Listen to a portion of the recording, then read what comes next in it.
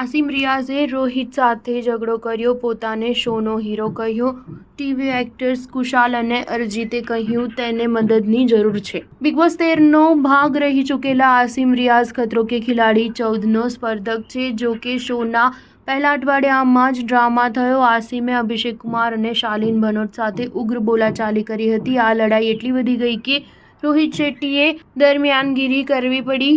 આસિમે રોહિત શેટ્ટી સાથે પણ દલીલ કરી હતી।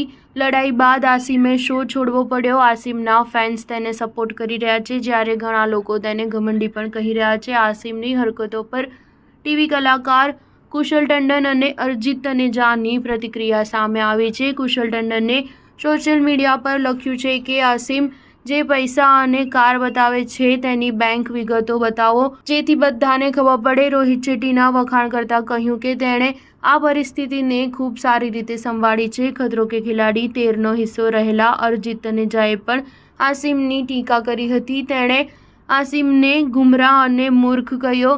અરિજીતે કહ્યું કે ખતરો કે ખિલાડી 14ના આ સ્પર્ધકને મદદની જરૂર છે। બીજી તરફ આસિમના ભાઈ ઉમર રિયાઝે આ સમગ્ર ડ્રામા પર એક ક્રિપ્ટિક નોટ લખી છે। તેણે લખ્યું, કોઈને એટલા નીચે ન પાડો કે તેની અંદરનો સૌથી ખરાબ રાક્ષસો બહાર આવી જાય। તે પછી જે થાય તે યોગ્ય નથી અને ક્યારેય થશે નહીં। ખરેખર શોની શરૂઆતથી જ અભિષેક કુમાર અને શાલિન ભનોટ સહિત ઘણા સ્પર્ધકો આસિમની મજાક ઉડાવી રહ્યા હતા। પ્રથમ દિવસના સ્ટંટમાં આસિમની હાર થઈ અને ફેર ફંદા મળ્યો। બીજા સ્ટંટમાં પણ ફેલ થયા બાદ સ્પર્ધકોએ તેની મજાક ઉડાવી હતી। આસિમે સ્ટંટમાં નિષ્ફળતા માટે નિર્માતાઓ પર આરોપ મૂક્યો અને કહ્યું કે જો કોઈ અન્ય વ્યક્તિ સ્ટંટ કરી બતાવે તો તે ₹1 પણ નહીં લે।